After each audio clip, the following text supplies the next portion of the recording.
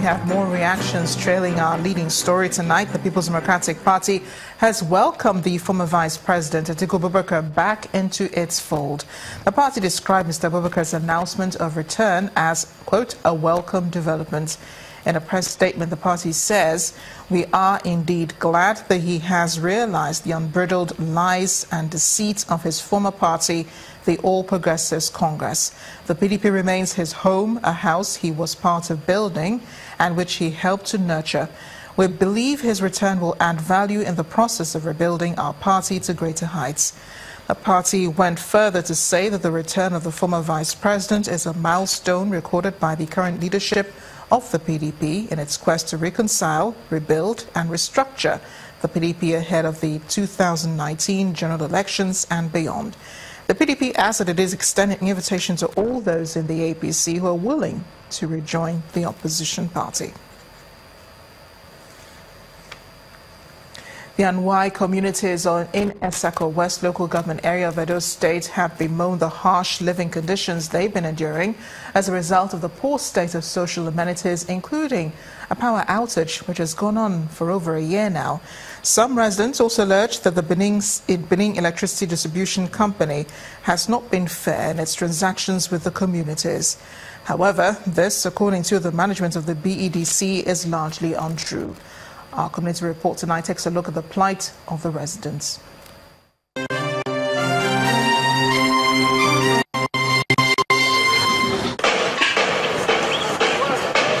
Work is ongoing on this access road from Agbede town to the Anwai communities in Esako West local government area of Edo State. Beyond road infrastructure, the Anwai communities have other major challenges. Access to standard health care is one of them. This dilapidated primary health care center in Idegun community, headquarters of the Anwai clan, exemplifies this problem. The absence of potable water supply is also a big threat to the people. The Anwai people mostly rely on shallow, murky streams like this one as their main source of drinking water.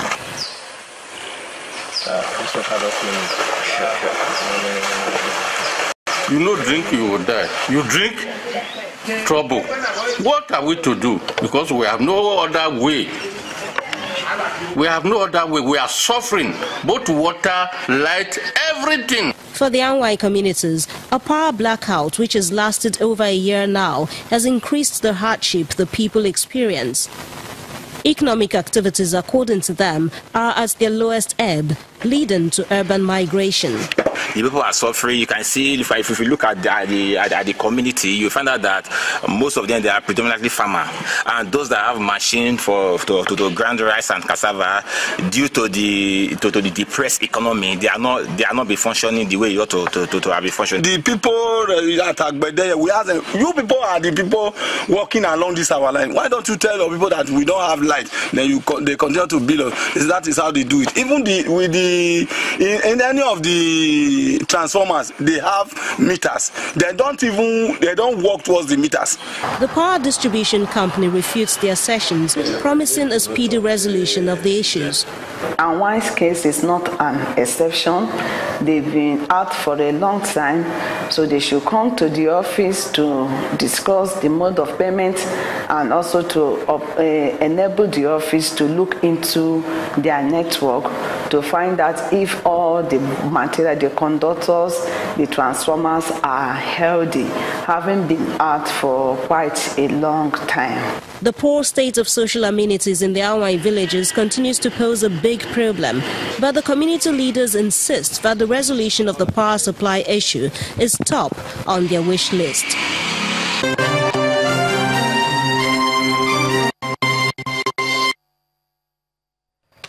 And now to the arts. Popular writer, illustrator Milo Freeman shares her knowledge with students at the Yaba College of Technology, Lagos. She shows them the difference between illustration and comics, using one of her children's books as a case study. That's on Art Review tonight.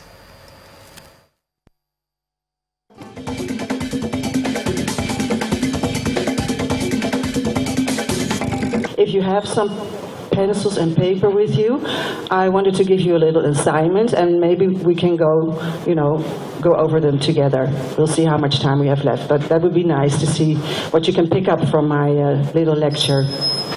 Students at the Yaba College of Technology get a rare opportunity to learn the art of illustration.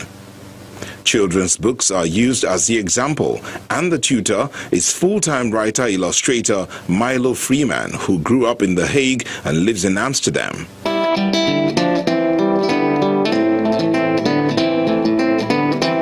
She has published over 50 picture books, the most popular being the Princess Arabella series, which has been used to show that dark-skinned girls can be princesses too.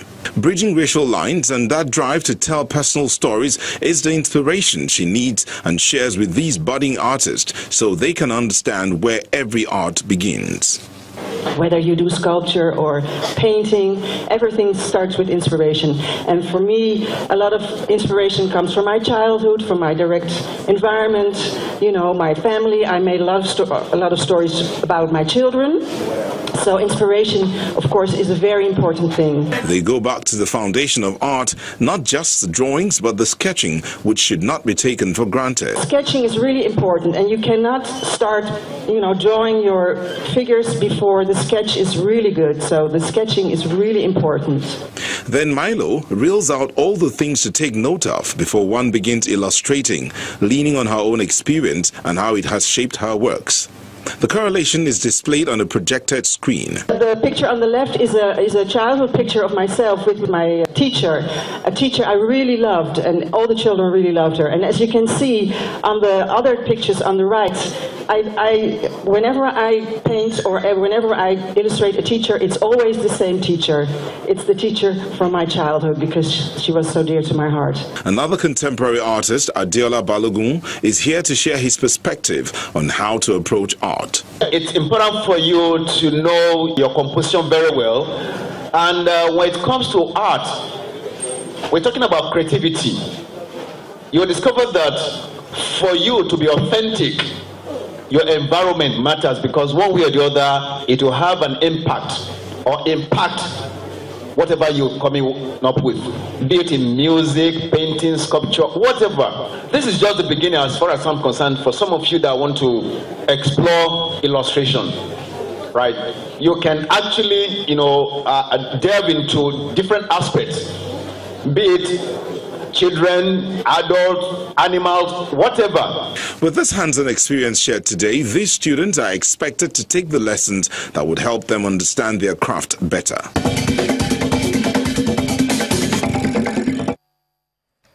The Industrial Training Fund and the Benue State government are targeting 2,000 indirect jobs for unemployed youths in the state. The Director General of the fund, Mr. Joseph Ari, disclosed this in Makurdi during the official presentation of startup kits by Governor Samuel Otom as part of the Youth Empowerment Program in conjunction with ITF. Commending the 500 beneficiaries, Governor Otom advised them to grow their businesses and improve the state's economy through the creation of more indirect jobs. Governor Samuel Otom arrived in the Makurdi International Market for the presentation of startup kits such as tailoring machines, welding and fabrication tools, catering and building engineering equipment to 500 youths. The Director General of the Industrial Training Fund, in a show of appreciation, leads the graduates in the Solidarity Song.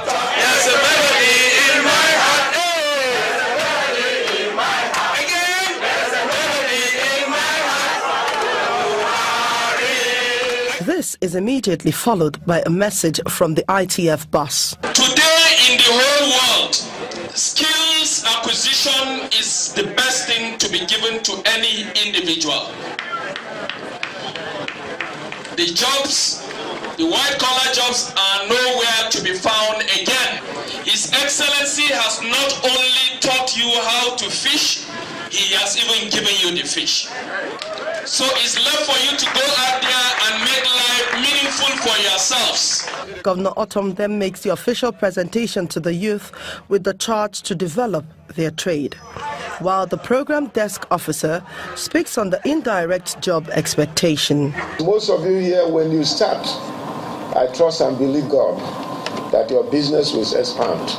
And once it's expanding, I can assure you that you will employ 1, 2, 3, 4, 5 persons to be there to support you. So you have added value to the economic development of the state, not just for yourself. So this is how to build a country and a state and a nation. And I tell you, the truth is that this government is committed to ensuring that we focus our attention to the acquisition of skills. We hope that when the startups doing direct jobs will be able to create, let's go on the permutation of maybe 1 cooperative to 4 additional jobs that will support them to grow. You may end up having over 2,000 indirect jobs that are actually created for bonuses. With the growing unemployment rate in the country and the loss of over 6 million jobs in the last 2 years, according to data from the National Bureau of Statistics, a little effort like this one may indeed lead to a reduction in youth unemployment in the country. At least 10,000 underprivileged children between ages 1 to 10 years in Ekiti State are to receive gifts of cloth for the Yuletide. While flagging off the distribution today in Ado-Ekiti, the state governor, Ayodele Fayose, said the exercise is part of his administration's stomach infrastructure program designed to put smiles on the faces of young ones at Christmas. Despite the wide criticism from the opposition in Ekiti State over Governor Fayose's decision to clothe 10,000 children at Yuletide, the exercise witnesses a massive turnout of children accompanied by their parents.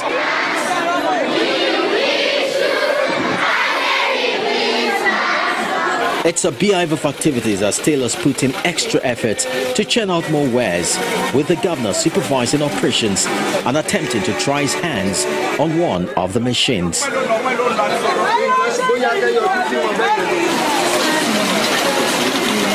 The governor, who spoke to newsmen shortly after addressing the children and their parents, said his administration will continue to support the underprivileged in the state, no matter what the opposition throw his way.